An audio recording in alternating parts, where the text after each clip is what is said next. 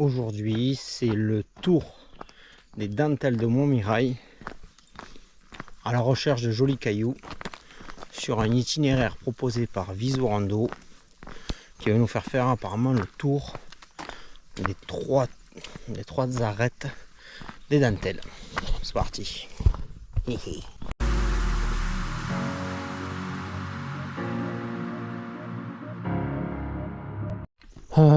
Donc là face à nous le rocher colle et je le recommande pour grimper.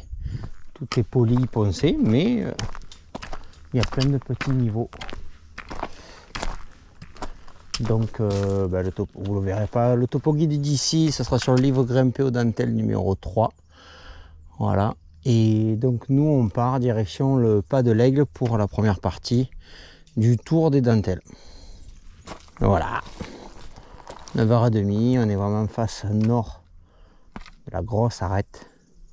Les oiseaux commencent à oisouiller.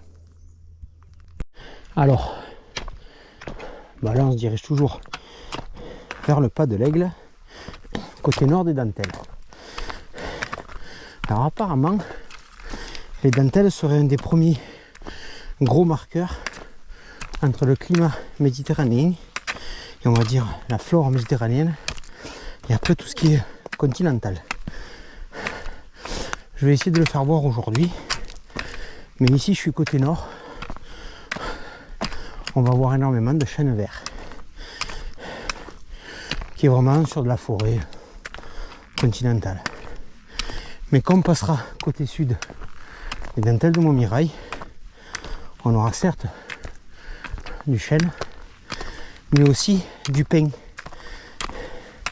Et apparemment, les dentelles de Montmirail seraient un des premiers marqueurs entre derrière là la plaine du Ventoux qui est méditerranéen et ici les premiers plissements des Alpes qui seraient du, on va dire, du climat continental. Bon, le climat ne change pas en 5 bornes, mais la flore continentale. Donc pour rappel, on est sur une faille géologique qui est la faille de Nîmes. Apparemment, elle partirait de Catalogne pour venir ici jusque dans les Alpes.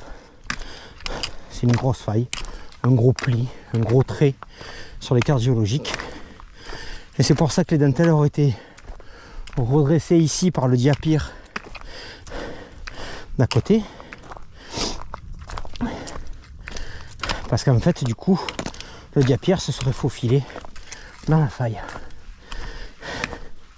Alors ces plaques des dentelles de Montmirail, pourquoi elles sont tenues, et on va dire les autres plaques, les autres strates du fond de la mer sont pétées la gueule.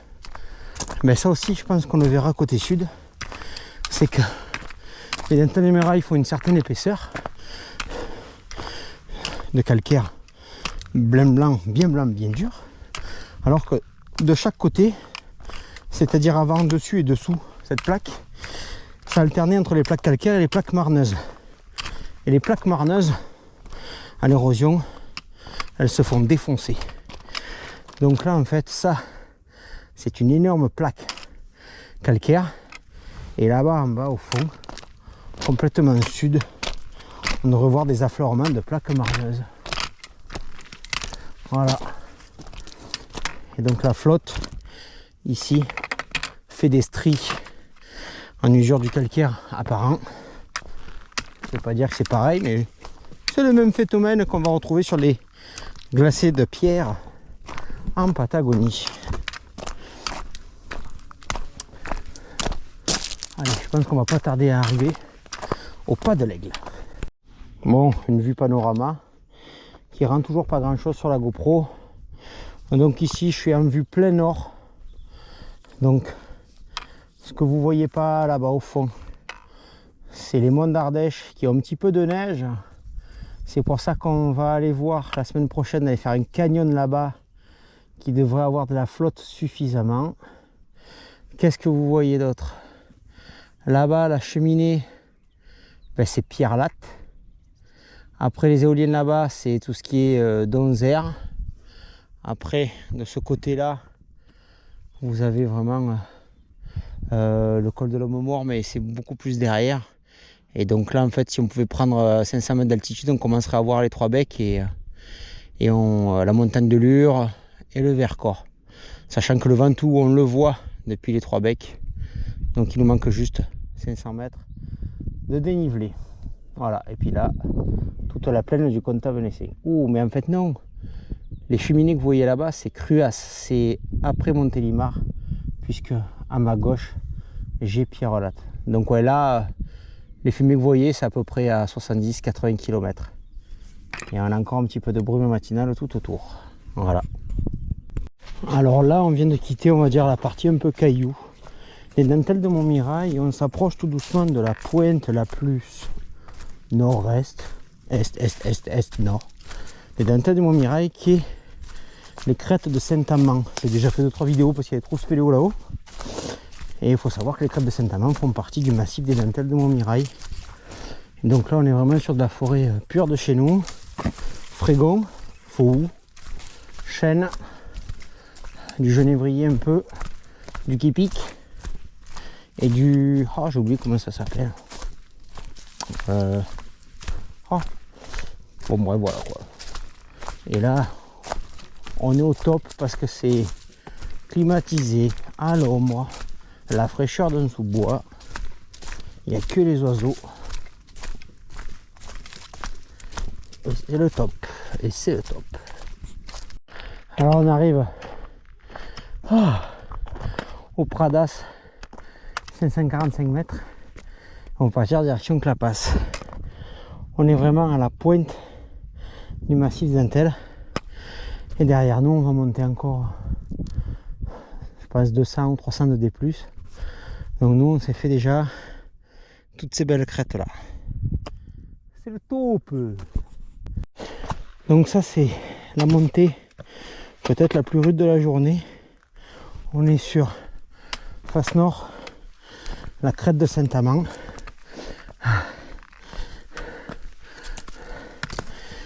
Ça monte dans le caillou.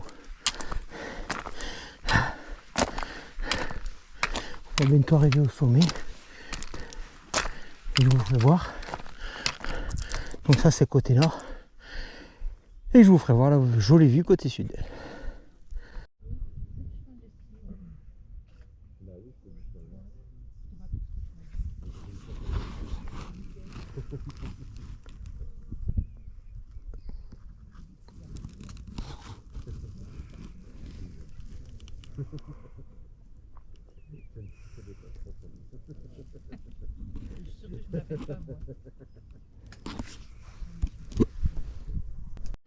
Et là on attaque la descente doucement de Saint-Amand, toujours orienté nord, qui va nous amener le point le plus bas de la randonnée et qui sera la moitié de la rando.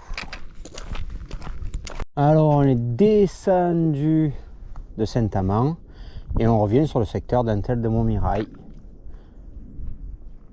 On entend des petits rapaces, un couple de rapaces vers là qui tournent, et sinon que les oiseaux qui oiseauillent. Alors, tout à l'heure on parlait de la végétation côté sud et côté nord, et donc là effectivement on est passé côté sud d'Intel de Montmirail, et là l'apparition de quelques pins méridionaux, donc ça marche, effectivement ça a l'air d'être vrai cette limite nord-sud. Ouais, ben je confirme, hein, côté sud, les pins résineux font leur grand retour, alors que côté nord, donc effectivement on peut considérer les dentelles de Montmirail comme un marquage entre la flore méditerranéenne et la flore, on va dire, pas méditerranéenne.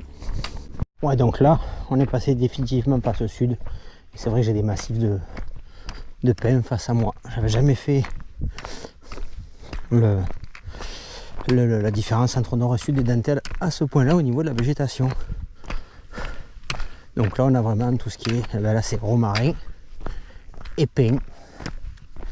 Voilà, on est face nord du rocher de la chapelle Saint-Christophe, je crois, Et devant moi, sur cette belle falaise, une via ferrata. Mais une via ferrata qui n'a pas de câble. Mais diantre bleu, comment est-ce possible? Parce que ce n'est pas une via ferrata, c'est une via corda.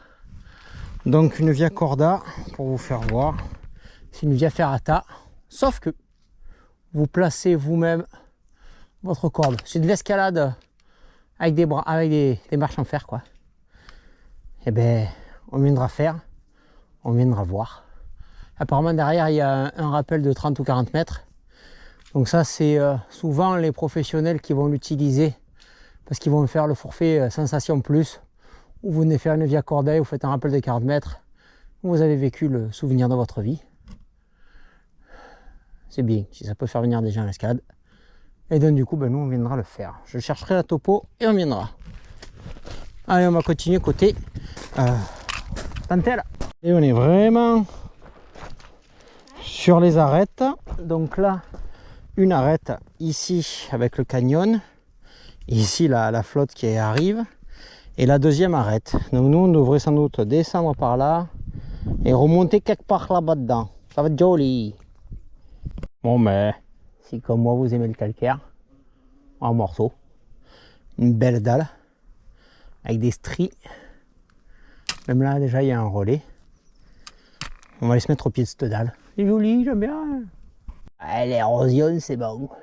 Regarde, on se croirait dans les glaciers de pierre en Patagonie, hein, c'est tout pareil. On voit bien l'eau qui ruisselle et qui fait des chemins préférentiels dans le calcaire. Et là on voit des beaux anneaux inox, tout neufs. Ouais, c'est pas école, c'est vraiment rapproché. Je pense que pour faire des manips ça peut être sympa ici. Et en bas derrière moi j'entends la flotte, donc la cascade de la phare doit être bien en eau. Ça vaudrait le coup de venir faire ça en canyon. Ah, mon cœur balance. Tiens, me du rocher, tiens, me du calcaire. Ah, moi ça comme c'est beau. Donc là, je sais pas si vous la voyez là-bas au fond, entre les arbres à la chapelle Saint-Christophe. Mais nous on n'y va pas. Nous on va vers là-bas. Retour plein ouest. Direction la voiture, en passant par ce col là et monter là-haut. Voilà. Allez, moi je vais me coller à la route, on va attendre ma moitié qui traîne. Voilà. Et nous voici là. Je sais pas comment ça s'appelle là. Ici ça s'appelle, bougez pas. Chapelle Saint-Christophe, ouais c'est ça, c'est le truc GR. Donc nous, col du Quéron, c'est là où on va, mais on va pas y aller par l'autre, on va y aller par le col là-bas. Et voilà quoi. Bon mais là, on s'est approché sur des zones. 200 000 voitures, 500 000 poussettes, 400 000 cris d'enfants. Un trafic de voitures énorme. On va vite se recasser dans la cambrousse. Et donc après, oui, nous la suite c'est là. Et j'ai peur de faire un malaise. Parce qu'en fait, c'est le point de départ du canyon de La Phare, qui est un canyon à 80% sec. Et là, d'ici là, j'entends l'eau. Donc je me dis que s'il y a de l'eau, je vais vite revenir mettre mon cul dedans pour pouvoir faire ce canyon en eau. Voilà. Alors regardez-moi ce beau pain de sucre en calcaire. Donc voilà, la chapelle Saint-Christophe, elle est là-haut. Le pain de sucre, je crois, alors, plein de falaises et tout là. On va revenir. Et nous, on va se casser par là-bas. Oh là là là là là là là là, on est bien. On est bien, on est bien, on est bien. Voilà au point le plus bas des dentelles de Montmirail.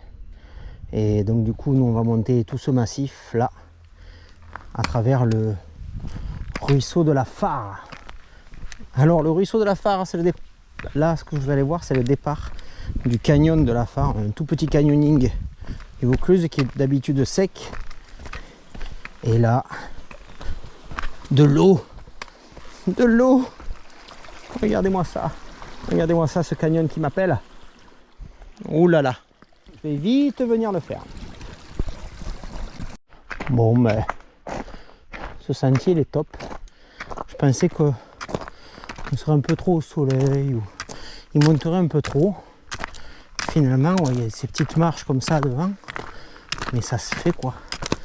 Et tout doucement, on prend du D+, entre les deux arêtes des dentelles. C'est plaisant, c'est joli. Ça fait du bien. On vient de passer rive droite du ruisseau de la Fare. On continue à monter. Donc vraiment entre les deux chaînes, la gauche et la droite, les dentelles de Montmirail. Sachant que on va devoir passer dans le creux là-bas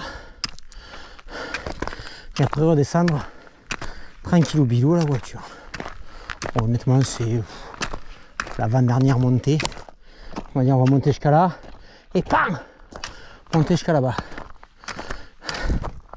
Bon, vous verrez pas, mais si vous voyez le creux, ben sur le sommet à gauche du creux, il y a du monde qui crapahute. C'est la traversée des Florets. C'est une vidéo qui était il y a 3 semaines à moi sur la chaîne, qui s'appelle Déflorer la traversée, que j'ai fait avec Arnaud, où nous on s'est arrêté un poil avant le bonhomme que vous voyez là. Voilà. Et on était tout à l'heure, à midi, au pied de cette antenne là-bas, le pic Saint-Amand. Ça continue à monter, petite gravette fine, très agréable, ça fait pas mal aux jambes, c'est pas cassant, ça monte pas non plus dramatique, ça monte ce que ça doit monter tranquillou, et donc, du coup ça nous permet de manger des courbes de niveau sans le sentir. Je vais essayer de vous faire les images de ce que je vous parlais en début de la vidéo, comme quoi ces grandes strates calcaires qui fabriquent les dentelles de Montmirail, elles ont pu se redresser, enfin elles se sont redressées. Par contre, ce qui était dessous, au-dessus d'elles, c'est-à-dire maintenant sur les côtés, s'est effondré. Déjà, c'est ce qui compose le gravier qui est sous mes pieds. Mais c'est parce qu'en fait, ces couches-là ont alterné calcaire et marne. Et ça subit beaucoup plus l'érosion que les dentelles, qui est un bon gros morceau de calcaire. Si j'arrive à faire des images de ces strates-là, je vous ferai voir ça. Sinon, tant pis. Bon, on est à peu près à la moitié de la dernière montée. Donc là, le chemin il va faire ça. Et après, on passera le col là-bas. Il fait gris clair. C'est juste parfait pour la montée. On peut pas rêver mieux. Donc en face de moi, les vignes de Gigondas entre les dentelles. Alors les strates que je vais vous faire voir, ben, on les voit un peu là-bas, mais j'aurais voulu vous les faire voir de plus près. Surtout qu'en plus là-bas il y a des fossiles de bélénite. Mais je vous dirai pas où exactement. Je voudrais qu'il reste dans le rocher. Je voudrais pas qu'il atterrisse devant votre cheminée ou au pied de la télé.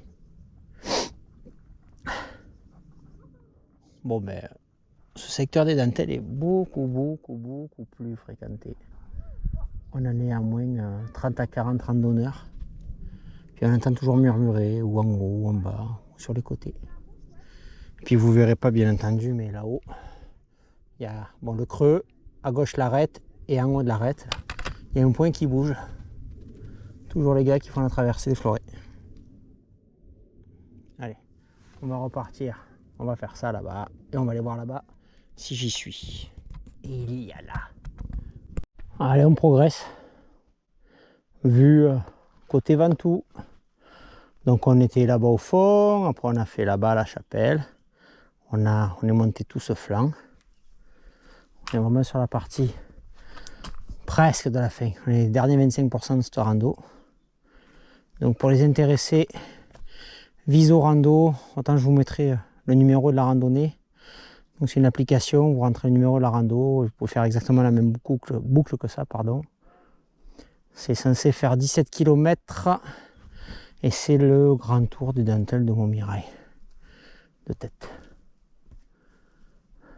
Et ben on entend plein de monde qui grimpe de partout sur les rochers. Escalade forever. C'est 3 heures et il commence à avoir un peu moins de randonneurs de partout. La montagne, redevient à nous. Voilà. Pour le moment. Et nous voici sur la piste DFCI qui va nous faire un petit tour des dentelles sarrasines par vraiment la pointe ouest et qui nous ramènera au col du Queyron et qui nous ramènera à la voiture. Et j'ai toujours pas pu vous filmer ces strates. Bon, tant pis. Tant pis, tant pis. Voici arrivé au rocher du Midi.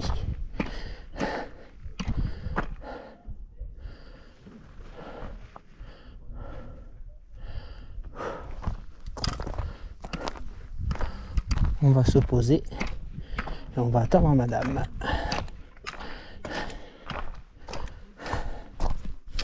Et on vient de repasser côté nord de la chaîne sarrasine. Et donc là on trouve des bancs de retraités qui gloussent. Ça glousse, de retraités en groupe. Allez, une demi-heure, on est à la voiture. Et nous voici du retour au col du Queyron, qui sera la dernière vidéo. Allez, pour vous donner un ordre d'idée de la balade du jour. Bon là, je suis à un quart d'heure de la voiture et à 730 mètres de la voiture, donc négligeable. Mais la balade d'aujourd'hui, on a marché, donc j'ai enlevé les pauses. On a marché pendant 6 heures, on a fait 18 km et 130 mètres. On s'est déplacé à 3,6 km/h. On a monté 1060 mètres de D+, et pareil de D-. Voilà, la balade de la journée. Si cette vidéo vous a plu, abonnez-vous. Ah ouais, ça y est. On est vraiment dans la zone touristique. On va laisser passer. Hein.